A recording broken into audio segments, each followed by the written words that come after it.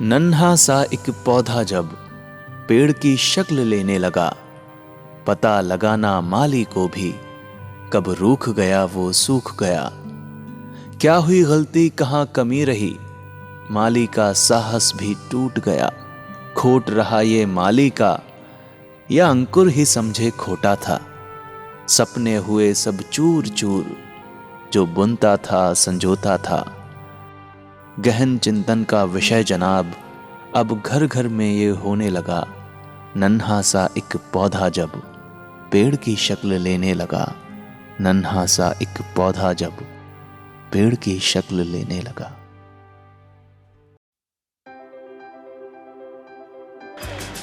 पापा कहते हैं बड़ा नाम करेगा, बेटा हमारा ऐसा काम करे।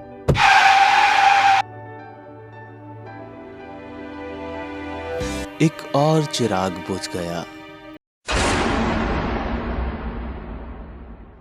वो डॉक्टर बन सकता था, इंजीनियर या फिर सरकारी अधिकारी बनकर माँ बाप के सपने पूरे कर सकता था, लेकिन काल के क्रूर हाथों ने उसे छीन लिया। मेरा बेटा पुनीत नागपाल 10th क्लास पढ़ता सी। 10th पढ़ते पढ़ते बस बच्चे ने जिद की थी बहुत कि मम्मी मेरे को मोटरसाइकिल लेके दो। मैंने अच्छे नंबर लिए, नहीं मन्नी ऐसी होती। कुछ टाइम 2-3 दिन उन्हें खाना नहीं खाया, जिद पकड़ ली कि नहीं आपने कहा था अच्छे मार्क्स आएंगे मैं लेके दूंगी। मेरे पापा ने मैंने ऐसी 2-3 बार ये ले गए हैं जी, बाइक वगैरह दिखा के ले आए वापस। कूल करता कि नहीं चलो कोई गल नहीं, मान गया। थोड़े दिन बाद फिर जिद पकड़ ली, सानू ओदी जिद दे अगे थोड़ा झुकना पिया। बस 4 जून नू बाइक लेके आया है, 29 मई नू ओदा रिजल्ट आया है और 28 जुलाई सवेरे सवेरे स्कूल जा रहा सी और जाते जाते बाइक दे उत्तों गिर गया और ऑन द स्पॉट खत्म हो गया। असी इस हादसे को बिल्कुल नहीं भूल सकते। मेरी हर बच्चे अगे रिक्वेस्ट है, कभी भी तुसी जिद ना करो कि बाइक लेनी है। बच्चे तो जानते पेरेंट्स से की बीतती है उन्होंने नहीं पता। अगर तुसी जिद करके लेंदे भी हो तो प्लीज हेलमेट पाओ, ताकि मेरे वाला हादसा थोड़े नाल जिंदगी च कभी भी ना हो।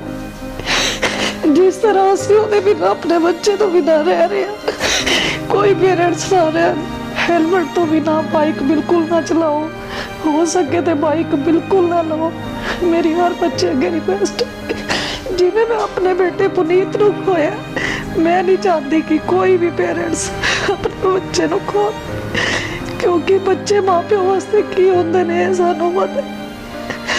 मैं आज भी उस दिन नू बहुत पछतानी हाँ जिस दिन उसको बाइक लेके दी।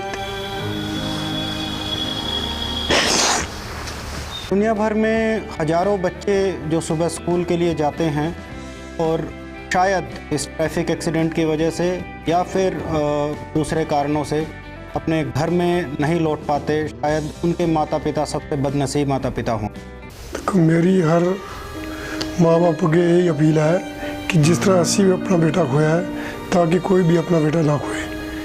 क्यों जब भी कोई एक्सीडेंट होता है पब्लिक आके खड़ी हो जाती है, तमाशा देखती है, कौन ले जाएगा कौन ले जाएगा। इस तरह बिल्कुल नहीं होना चाहिए। किसी भी बच्चे का कोई भी किसी तरह का भी एक्सीडेंट हो, पब्लिक उन्हें फ़ौरन ही हॉस्पिटल ले जाए।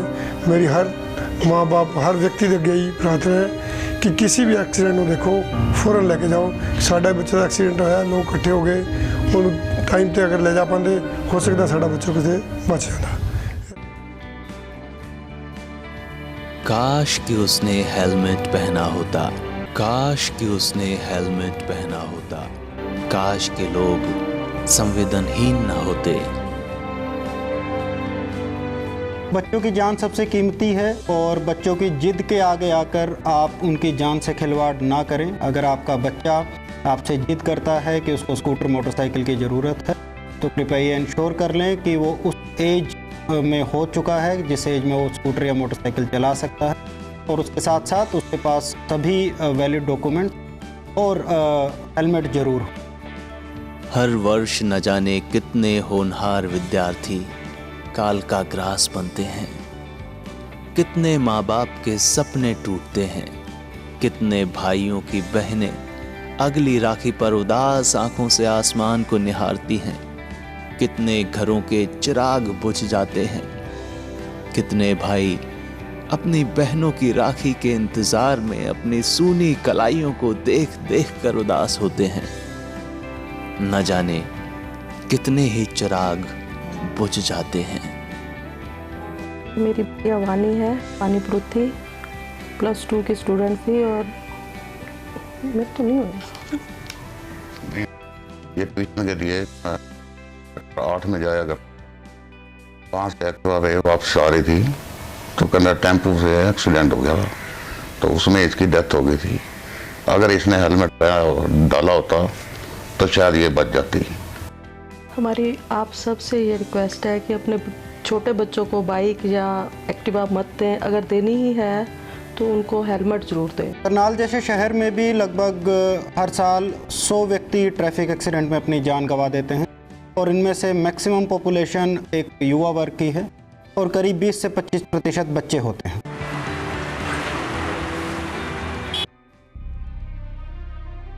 जब भी कोई ऐसी दुर्घटना होती है तो हम अक्सर दूसरी गाड़ी के चालक को दोषी ठहराते हैं, रोड कंडीशंस को कोसते हैं, सरकार को कोसते हैं।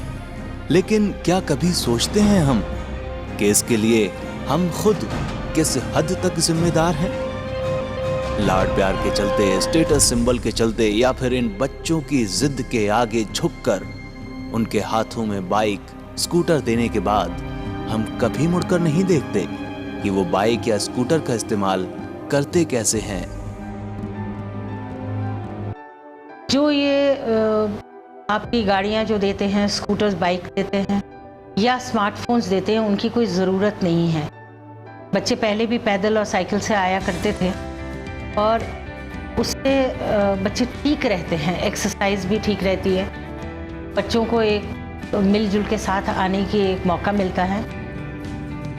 महंगी बाइक के बाद अब हमने अपने बच्चों को महंगे मोबाइल फोन, स्मार्टफोन देकर उनकी एक और ऐसी जिद को पूरा किया है जो उनके हित में नहीं है। और केवल ड्राइविंग ही नहीं, इस स्मार्टफोन के अत्यधिक इस्तेमाल से न केवल बच्चों का मानसिक विकास अवरुद्ध हो रहा है, बल्कि सामाजिक ताने बाने, पारिवारिक एकजुटता, रिश्तों के सम्मान और मर्यादा पर भी नकारात्मक प्रभाव डाल रहा है ये स्मार्टफोन और सोशल मीडिया का दुरुपयोग। जो एक सोशल मीडिया जो है, इनको स्मार्टफोन्स चाहिए और बच्चे ज़िद करते हैं तो माँ बाप उनको लेके दे देते हैं। ये एक अच्छी बात नहीं है और उससे जो सबसे बड़ा नुकसान होता है वो ये है कि वो अपना बहुत ही समय बर्बाद करते हैं। बाइक चलाते हुए मोबाइल फोन का इस्तेमाल ड्रंकन ड्राइविंग से भी ज्यादा खतरनाक है। ये न केवल चालक बल्कि सड़क पर चलने वालों के लिए भी बेहद खतरनाक है। एजुकेशन के अपने 18 साल के अनुभव से मैं ये बता सकता हूँ आप सभी को कि सोशल मीडिया, आईटी जितना हेल्पफुल है बच्चों के लिए, उतना ही इसका नुकसान भी है। ये इतना खतरनाक है कि आप एक तरह से गुलामी की जंजीरों में जकड़ते जाएंगे इस तरह। इसका बहुत अच्छा सा सलूशन ये हो सकता है कि पेरेंट्स चाइल्ड साइकोलॉजी को पढ़ें, एजुकेशन साइकोलॉजी को पढ़ें, जानने की कोशिश करें बच्चे का, बड़े का, इंसान का दिमाग काम कैसे करता है, सोचता कैसे है, समझता कैसे है।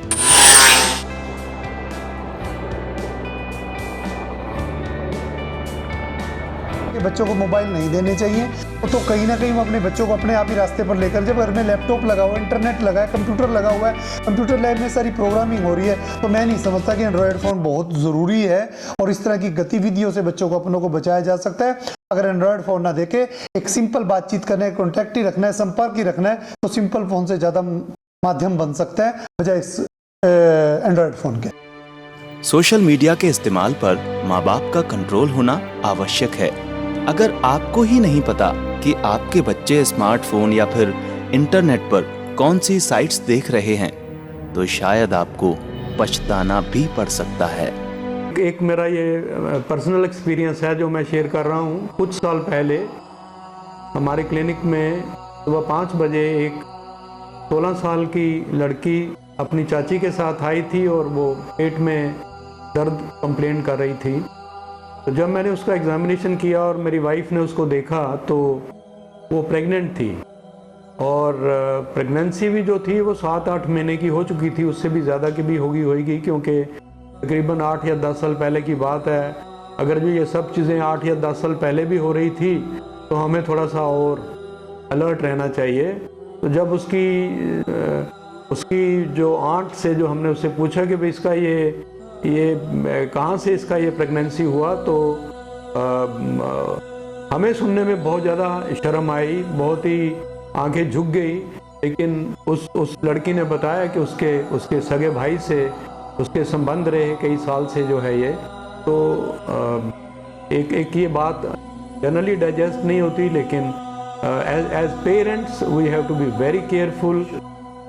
एंड सोशल मीडिया के साइड इफ़ेक्ट्स कहें इसको या कुछ भी कहें, लेकिन ये चीज़ें सब समाज में हो रही हैं। सोशल मीडिया का काफ़ी दुरुपयोग हो रहा है और हमारे पास काफ़ी ऐसे केसेस आते हैं जो या तो सोशल मीडिया पर बच्चों के साथ ब्लैकमेलिंग हो रही है या फिर वो खुद इस तरीके के अपराध कर रहे हैं। इसके अतिरिक्त नॉर्मल अपराध में भी सोशल मीडिया का काफ़ी इस्तेमाल हो रहा है। मेरा सभी पेरेंट्स से अनुरोध है कि अपने बच्चों पर इस तरीके का कंट्रोल रखें। ऑन द रोड और ऑफ द रोड हमारे बच्चों का व्यवहार हमारे संस्कारों का प्रतिबिंब है। सफल या असफल अभिभावक होने का पैमाना है। सफल माँ बाप वो नहीं जो अपने बच्चों को महंगे स्कूलों में पढ़ाते हैं, महंगी बाइक्स और महंगे मोबाइल देकर उनकी हर जिद पूरी करते हैं। सफल अभिभावक वो हैं जो अपने बच्चों को सफल इंसान ही नहीं, एक अच्छा इंसान भी बनाते हैं, उनको अच्छे संस्कार भी देते हैं। आपके बच्चों को सुख सुविधाओं से ज़्यादा आपके प्यार, आपके साथ और आपके मार्गदर्शन की आवश्यकता है। आइए मिलजुल कर अपने बच्चों को सुधारें और इस देश का भविष्य संवारें। जय हिंद, वंदे मातरम।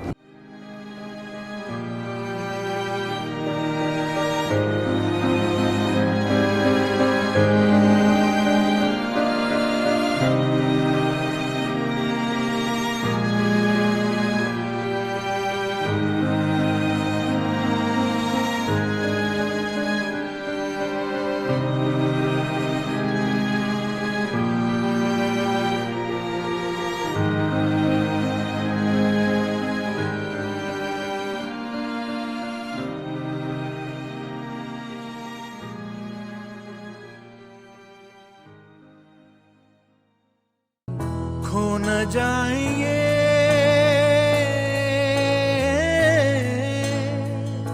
तारे ज़मीं पर।